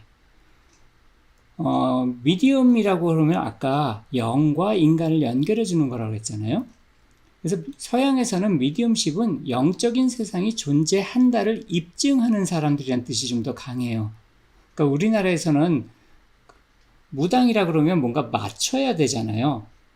네 할머니가 말씀을 하시는데 네가 뭐 이렇게 잘못해서 이렇게 해서 그렇게 해서 뭐가 다 엎어졌으니까 이렇게 하면 괜찮아진다고 한다. 이런 식으로 지금 상황도 맞춰야 되고 뭘 어떻게 하면 그 상황이 바뀌어진다 이런 것도 맞춰야 되고 이런 게 많지만 미디엄들은 그런 것을 목적으로 하지 않습니다. 실제로 영을 자기 몸에 실림으로 해서 그래서 그 사람이 자기밖에 모르는 그러니까 자기와 이제 그 영과 돌아가신 분과 둘만 아는 그런 것들에 대해서 대화를 함으로 해서 영적인 세상이 존재하는구나 이거를 입증하는 것 거기까지만을 하는 걸 영매 미디엄이라고 합니다. 그래서 좀 다른 관점으로 존재를 합니다. 근데 한국에도 이 미디움과 동일한 종류의 직업을 가진 분들이 있었어요. 있었다는 거는 이제는 거의 없다는 얘기죠. 그게 누구냐 하면 무당의 종류에 당판 무당 또는 이제 당판 무당이라고 하죠. 그게 뭐냐면 굿이란 것을 세팅하신 무당입니다. 그 다음에 이제 청배 무당이란 분들은 이제 모으는 거예요. 그 팀을. 그러니까 내가 그 콘서트를 땄는데, 그러면 이제 내가 가수인데 콘서트를 땄어요. 그러면 연주하시는 분도 불러야 되고, 이제 이런 거죠. 그래서 이제 와서 도와주시는 다른 그 무당들을 이제 청배 무당이라고 합니다. 그래서 요즘 청배 무당으로 이제 같이 그렇게 하는데, 청승 무당이라는 게 있었어요. 그 청승 무당이 바로 미디엄입니다. 청승 무당은 사실 무당들은 자기 조상님들이나 그 자기 신령님들이 되게 맑아요, 기운이. 그래서 그분들을 자기한테 내리게 했을 때는 오히려 컨디션이 좋아지고 굉장히 좀 더 몸도 마음도 좋아지게 되거든요. 그래서 청승무당은 제일 안 좋은 일인 그건 뭐냐면 그 좀 저열한 영들. 그게 뭐냐면 지금 굿하는 집에 경사 나서 굿하는 사람들 있나요? 다 뭐가 큰일이 났으니까 굿을 하죠. 그럼 그 집 조상들의 상태가 어떻겠어요? 당연히 그 집 조상들 상태가 장난이 아닐 거라고요. 그러면 굿인데 그 집 조상님들이 나한테 실리면 되게 힘들어요. 그래서 그 파트만 대신 받아주는 거를 청승무당이고, 그 말에서 나온 게 청승 떤다라는 말이 거기서부터 나온 겁니다. 그래서 이제 가서 청승을 떠는 거는 다 그 집 조상들 다 실리면 다 울고 실리면 다 승질 내고 실리면 다 그렇다니까 다 청승 떨고 있습니다. 그러니까 신이 실려서 기분이 좋아지는 게 아니라 신이 실려서 되게 암울해지는 무당들이 청승무당입니다. 요즘은 이 청승무당을 따로 그러니까 이걸 하는 사람이 없어요. 요즘은 이게 그 3D 업종에 속하기는 그렇기 때문에 굉장히 안 좋은 이래서 아무도 안 합니다, 이제는. 옛날에는 호구지책으로 이제 거의 은퇴하실 만한 무당들이 먹고 살아야 되니까 연세가 좀 되셔서 다른 거는 이제 되게 좀 잘 안 됐는데, 이미 그런 실리는 건 잘하고, 이제 그런 분들, 그러니까 연세 많은 무당들이 이제 청승무당을 했습니다. 그러니까 아이고만 하는 거죠. 뛰지도 못하고 연세도 있으시니까. 그래서 그런 분들이 이제 있었는데, 이분들이 이제 영매들이라고 할 수 있을 거예요. 그러니까 그 상대방의 집안의 조상들을 나한테 실려서 메시지를 전하는 일들. 그래서 아마 미디엄과 가장 비슷한 그런 무속이라고 그러면 이렇게 통하는 데가 있습니다. 이런 식으로. 그래서 서양에서는 만약에 조상님들이 이렇게 되고, 그런데 문제는 서양은, 이거 딴 데서는 얘기하는데 여기서는 얘기를 안 했었네요. 유교제가에서는. 자, 우리는 가족이다 그러면 누가 가족이에요? 우리 어머니, 아버지, 그리고 내 와이프 또는 남편, 아니면 내 자식들, 그리고 할머니, 할아버지, 삼촌, 이모, 이모부, 이렇게 또 넓게 봐서 그냥 가족이죠. 근데 서양에서는 그렇지가 않습니다. 만약에 내 아들이 21살이 넘었어요. 그러면 이미 독립을 합니다. 성인이기 때문에. 근데 거기다가 21살이 넘어서 결혼을 했어요. 그러면 패밀리란 단어가 그 가족이란 단어잖아요. 내 아들이 결혼을 하면 나하고 내 아들은 패밀리가 아니에요. 그때부터는 렐러티브입니다. 이건 뭐냐면 인척관계예요. 차이 아시겠어요? 그러면 내 아들의 패밀리는 누구냐면 내 아들의 와이프하고 내 아들의 아이하고가 패밀리입니다. 아이가 또 그 아이가 성장해서 독립하고 또 결혼을 하면 또 패밀리가 됩니다. 영화나 미디어에서 보면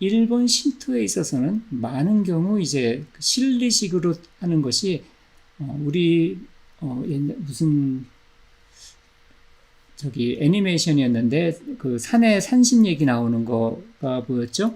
그 여자 주인공 나오고 아무튼 거기에서 보면 그 산의 신이 되게 무서운 모습이기도 하고 합니다. 그래서 신이 두 가지 모습이 있다고 봐요. 하나는 야생 상태에서 신이고 하나는 문화 문명으로 들어왔을 때 너의 이름은 이제 그거는 이제 그 남여가 주인공이죠. 그 전 거예요. 한참 전에 토토로 나오고 막 그랬을 때. 아무튼 이제 야생에 있는 신이 제사의식, 재래의식을 통해서 문명권 안으로 들어와서 농사가 잘 되게만 하고 이제 이렇게 하는 것을 일본 신토에서는 제사의식으로 봅니다. 그런 다음에 그래서 봄에 그 산에서 마을로 신을 불러들이고 가을에 추수가 끝나면 잘 먹인 다음에 다시 산으로 돌려보내서 다시 야생 상태로 돌아가게 합니다. 신을. 이런 식으로 그 생명의 순환을 원령공주 맞습니다.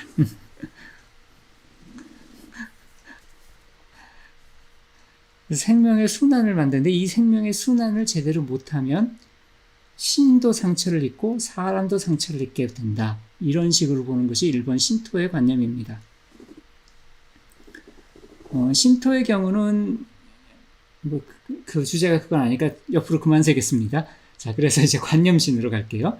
관념신은 아까 천사가 작용하거든요. 서양에서. 동양에서는 잘 모르겠습니다. 물론 한국에서는 작용할 거라고 생각해요. 왜냐하면 절대 다수의 한국인들이 기독교인이거나 또는 기독교적인 사유 방식을 가지고 있는 분들이기 때문에 그렇기 때문에 이제 관념신으로서의 천사도 실제 활동을 합니다. 우리 회사의 주주 중에 한 분이신데 이제 증권회사에서 좀 높은 데 계신 분이 계신데 그분이 이제 주식 강의를 하신 적이 있었어요. 요즘 주식이 핫하잖아요. 많이들 그러고. 근데 주식에 있어서만큼은 절대로 비법이 없다라고 얘기하는 거예요. 비법은 나만 아는 건데 나만 아는 공식은 작동을 안 한다는 거예요. 모든 사람들이 다 알고 있어야지 사람들이 이게 이렇게 됐으면 무슨 공식에 따르면 이게 이렇게 엘리어트 파동이 일어나면 1파, 2파, 3파 갔으니까 이제 4파 떨어지고 이렇게 똑같이 생각해야지 똑같이 돈이 움직여 가게 된다는 얘기죠. 무슨 얘기인지 아시겠죠? 많은 사람이 이게 맞아라고 했을 때 그게 관념일지라도 아까 공식과 같이 주식 공식과 같이 관념일지라도 실제 현상을 만들어내요. 서양에서 어떤 사람이 예를 들면 할아버지가 많이 아프세요. 근데 손녀딸이 아침에 일어나더니 엄마한테 엄마 꿈에 역발상 투자는 한두 명만 성공합니다. 그래서 별로 좋진 않아요.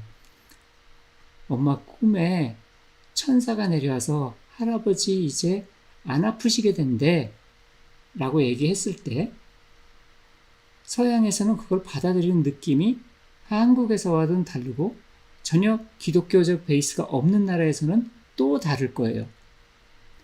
근데 그 말을 들으면 서양 사람이라 그러면 엄마가 이제 그 말을 듣고 가족들한테 다 얘기하고 그럼 가족들이 희망에 차서 할아버지가 완쾌되실라나 보다 하고 희망에 차서 살아가게 됩니다. 그러니까 많은 사람들이 믿으면 관념도 현실이 됩니다. 그러니까 구천응원 뇌석보화천전을 인정하는 사람들이 많으면 많을수록 구천응원 뇌석보화천전이 활동할 수 있어요. 그러니까 어떻게 해야 돼요? 되게 세다고 말해야 돼요. 옥추경만 읽으면 귀신이 그냥 없어지는 게 아니라 뼈까지 녹아버린대요. 귀신이. 이렇게 말을 던져야지 사람들이 진짜 그런가 보다 하고 많은 사람들이 진짜 뼈까지 녹인데 하면 뼈까지 녹겠지요. 그렇게 믿는다. 많은 사람들이. 그래서 관념신은 그 관념신을 인정하는 사람의 숫자가 많아져야지 작동을 합니다. 그런데 관념신이 관념을 벗어나면 또 작동을 해요. 그게 오늘 썼던 글에 나오는 그리스도교의 신이라든지 부정신학의 신이라든지 불교에서 말하는 모든 것을 여의고, 그래서 어떤 것도 존재로서 단일, 단독, 독립 존재로서 존재할 수가 없고, 이런 식으로 추상도가 높아져서 완전히 부정이 되어버리게 되면 활동을 하게 됩니다. 예, 그건 관념신의 경우에만입니다. 천상신과 지상신은 아니에요. 그거는 왜냐하면 관념신이 사람들이 이해하기가 쉬우니까 그렇게 하는 거예요. 대부분 그냥 천상신과 지상신의 문제는 현대인들이 싫어해요. 왜냐하면 내 관념이 정할 수 있다 그러면 저 신을 컨트롤할 수 있을 것 같거든요. 그래서 관념신을 믿는 사람들이 교만해요. 천상신과 지상신은 이건 내가 컨트롤이 안 되는 신들이에요. 원래 붙어 있는 거예요. 내 조상들이 원래 붙어 있는 거고, 그 지역이란 지역이 경기도가 원래 붙어 있었던 거고, 내가 내 관념에서 경기도를 지웠어. 그럼 경기도가 지워지나요? 안 지워진다고요.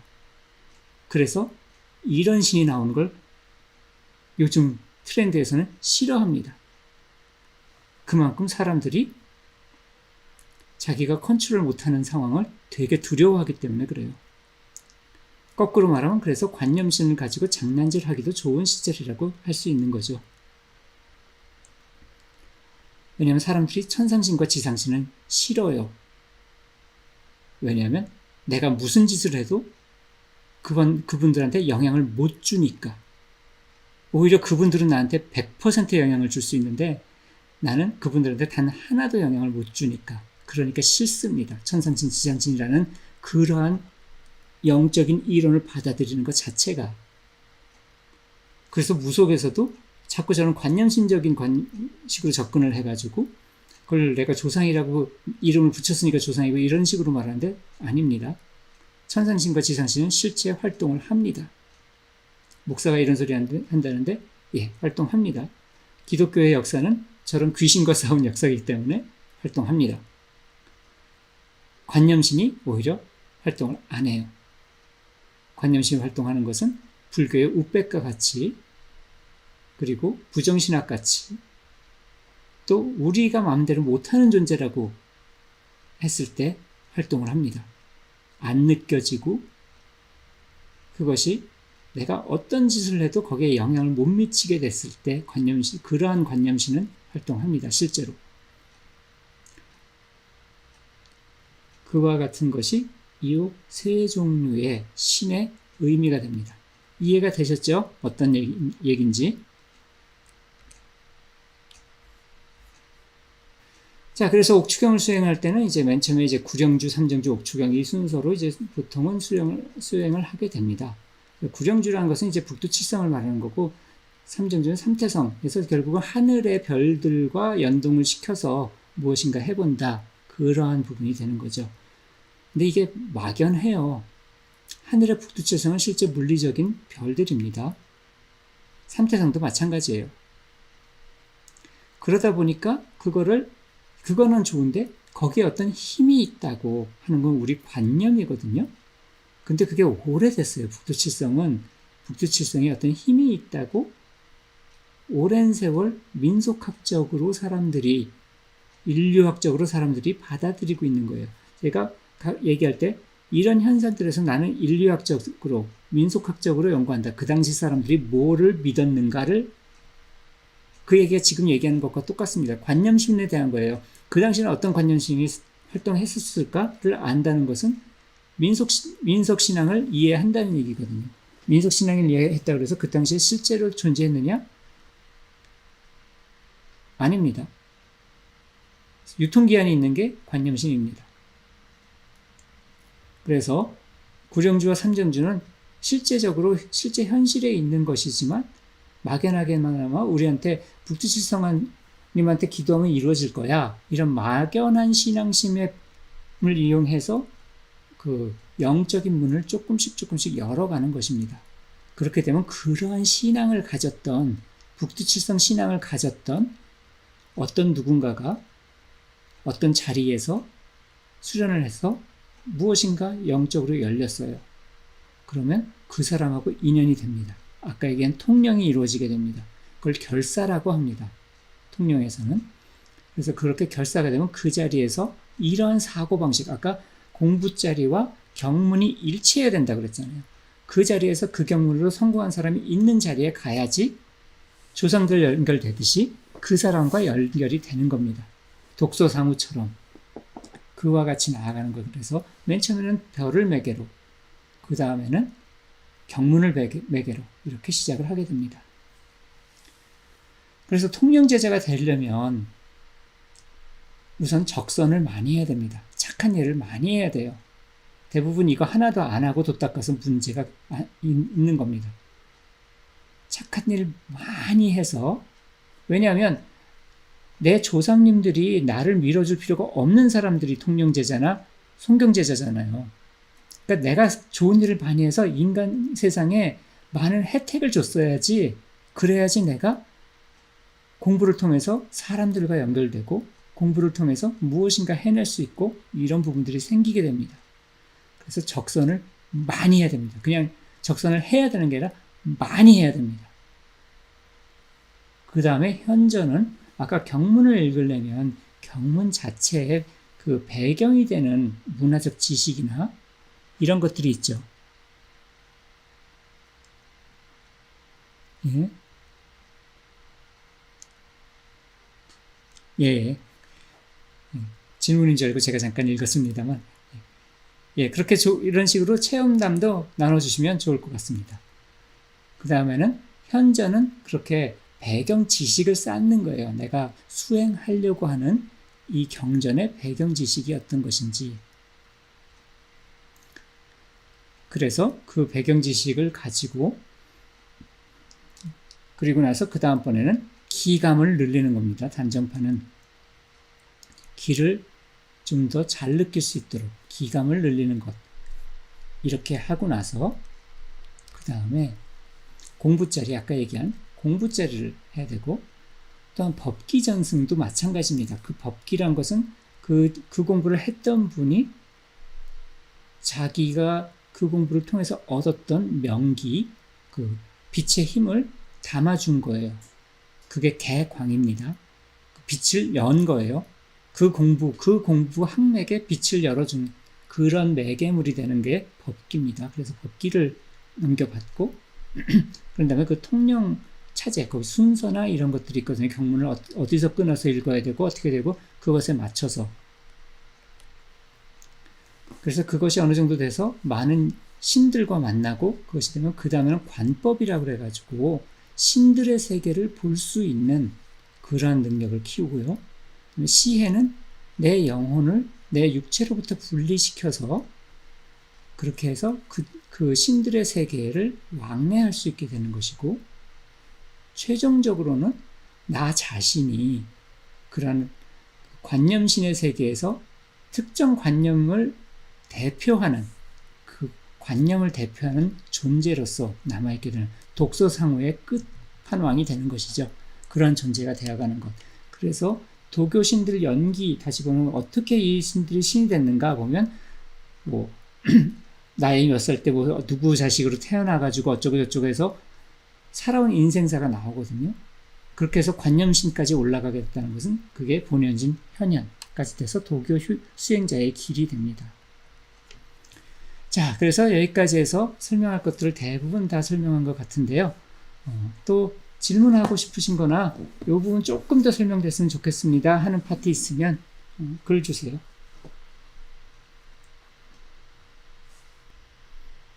자, 오늘 들으신 거 좀 잘 정리하시고 해서 카페에 후기도 좀 남겨주시고 그러면 감사하겠습니다. 원래는 오늘 만나서 얘기하는 거면 한 4시간 정도 잡았던 게 뭐 앞에 또 좀 얘기들도 좀 나누고 뒤에 또 이렇게 저렇게 뭐 커피 마시면서 또 얘기도 좀 하고 편안하게 해서 한 4시간 정도 잡았는데 어쨌든 이제 빨리 끝났습니다. 그런 게 없으니까.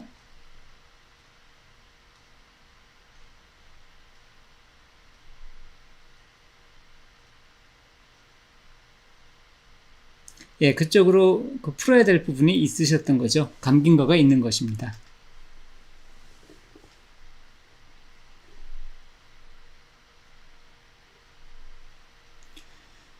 아무래도 더 잘 되겠죠. 이탈리아에서 잘 된다기보다는 카톨릭을 믿는 사람들한테만 하잖아요. 전례를, 성체성사를 카톨릭 세례를 안 받은 사람이 받을 수도 없죠. 아니, 원래 바티칸 시국이다 아니다 그런 거의 문제가 아니라 원래 성사는 카톨릭 신자한테만 하는 거예요. 그러니까 뭐 되고 안 되고가 없는 거죠. 이미 다 믿는 사람들인데. 어느 지역이란 게 의미가 없습니다. 그 관념을 받아들인 사람들한테만 전례를 하는 거니까. 뭐 문제는 요즘 뭐 다들 별로 관심이 없어 하긴 하지만, 예, 답답합니다. 그거를 풀어야 되는데 좀 지혜롭게 풀어야 되는 것이죠. 그래서 제일 나쁜 거는 풀지 못하고 감기만 당하는 거예요. 어떤 게 더 감는 거냐면 입력값만 많은 거예요. 그래서 영성 서적만 보고 유튜브에서 영성 유튜브 보고 그러면 더 감겨요. 더 답답해집니다. 내가 유튜브를 해야지 거꾸로 풀립니다.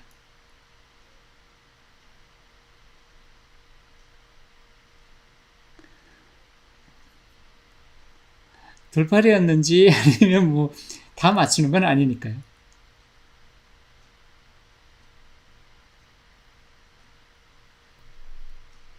유대교회는 약간 이제 조상에 대한 부분들이 있긴 있습니다만 그것을 이제 신으로 보진 않거든요. 이렇게 생각하면 돼요. 천신과 지신이라고 표현이 되어 있지만 이거는 우리 시공 안에 있는 영적인 존재예요. 그러니까 우리와 같이 시간을 타고 가는 영적인 존재예요. 내가 어제 이 영하고 얘기를 했어요. 그런 다음에 오늘 된 다음에 그 영한테 우리 어제 이런 얘기 했잖아 라고 말을 하면 그 영이 응 그런 얘기 했지 라고 말을 할 수 있는 영이에요. 그것과 시간과 공간을 같이 타고 가는 영이죠. 그러면 그 영적인 존재가 나하고 같은 시간선과 같은 공간을 점하고 활동을 하고 있는 겁니다. 그런데 지금 제 일신교에서는 일신교가 두 종류가 있어요. 하나는 절대 일신교가 있고 다른 하나는 비교 일신교가 있어요. 비교 일신교는 뭐냐면 굉장히 많은 신이 있는데 우리 신이 제일이야. 힌두교 같은 경우 많은 신들이 있는데 브라만 학파 쪽에서는 브라만이 제일이야. 시바 학파에서는 시바가 제일이야. 이런 식으로 많은 신들이 있으나 그 중에 제일 센 신이 우리 신이야 하는 그러한 일신교가 있어요. 이건 비교 일신교입니다. 근데 그게 아니라 절대 일신교가 있어요. 신이라 칭할 수 있는 것은 이거밖에 없어. 라고 되면, 그럼 그 절대 일신교가 돼버리면 그 다음에 남는 것과 뭐냐면 그러면 우리는 그 신을 경험할 수 있는가? 라는 것이 그 다음 문제거든요. 그리고 또 하나는 그런 다음에 부정신학으로 가게 돼서 신성은 인간이 경험할 수 없어 라고 하면 그 다음에 남는 것은 그럼 우리가 경험하는 이런 우연의 일치 같은 영적인 체험은 뭐지? 이런 것들이 되게 됩니다. 그러니까 천신이건 지신이건 그리스도교에서는 마귀다 이렇게 얘기를 하게 되겠죠. 기독교에서 말하는 마귀는 그것도 두 종류가 있습니다. 하나는 이 시공 안에서 우리들과 동일 시공을 점하면서 가는 모든 영, 이거는 그냥 귀신이라고 부릅니다. 네, 악마라 부르는 것은 그건 천사였던 존재들입니다. 그래서 천사였던 존재들인데 왜 이 천사들이 악마가 됐었냐 하면 자기 개발을 해서 그래요. 다시 말하면 내가 조금 더 신성해지면 신이랑 똑같을 거야 라는 생각이 루시퍼한테 일어났기 때문에 자기 개발을 시작했고 그래서 지옥으로 가게 된 겁니다. 그래서 귀신은 악령은 엑소시즘에 나오는 건 대부분 다 귀신이에요. 시공을 함께 가고 있는 영들이고 그 영들에 대해서는 뭐 여러 가지 다른 설명들이 있는데 어쨌든 그건 그냥 악령에 불과한 걸로 봅니다. 그래서 그게 오게 되면 심리적으로나 생리적으로 문제가 일어나는 것이 귀신 또는 더러운 영이라고 표현하는 것이고요. 악마는 그게 아닙니다. 사람들한테 와서 특히 그리스도인한테 와서 네가 무엇인가 더 열심히 잘해야지 구원을 받아라는 생각이 들게 만드는 게 악마예요. 무슨 말인지 아시겠죠? 네가 요거만 더 하면 될 거야. 네가 요만큼밖에 믿음이 없으니까 믿음을 이렇게 열심히 더 키워. 이런 식으로 말을 해주는 것, 이런 식으로 꼬시는 것, 이게 악마입니다. 그러니까 악마는 실제적으로 몸을 아프게 한다든지 마음을 아프게 한다든지 그렇게 오질 않아요. 악마는 와서 능력을 개발해라. 노력을 더해라. 이렇게 말하는 게 악마입니다. 그래서 조금 관점이 다릅니다. 예. 자, 아무튼 오늘은 그러면 대충 여기까지 마무리해도 될 것 같습니다. 말씀드린 것처럼 후기를 잘 써주시는 분들이 많으면 이런 시간을 많이 갖도록 하겠습니다. 자, 수고 많으셨습니다.